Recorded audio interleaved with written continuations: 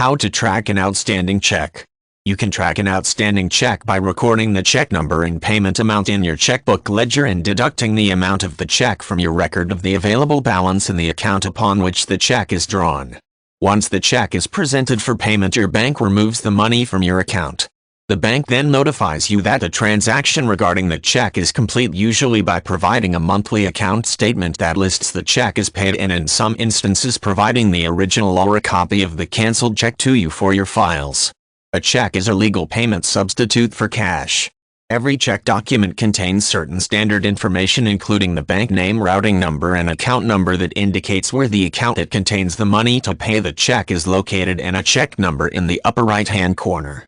This information is used by the parties to the transaction and the bank to track the check through the payment system. Every checking account owner is responsible for maintaining an accurate record of the balance in the account. Like cash, you can use a check to make a payment without first notifying the bank or officially setting aside the money in the account. The bank has no way of knowing that certain funds in a checking account have been obligated by an outstanding check until the check is presented to the bank for payment. Once the check leaves your possession, there is literally no way to track it until the recipient presents it for payment. An outstanding check can only be superficially tracked on paper by the account holder upon issuing the check. Then it disappears from any tracking system while the recipient holds the check.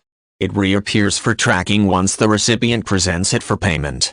If a recipient holds the check for an inordinate amount of time without depositing it for payment, it tends to create a problem in the account holder's records.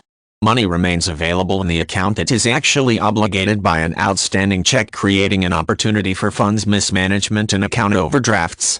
Account holders track an outstanding check on paper by keeping an account ledger that reflects a real account balance at any point in time. In the ledger, you record the check number and deduct the check amount from the balance in the account.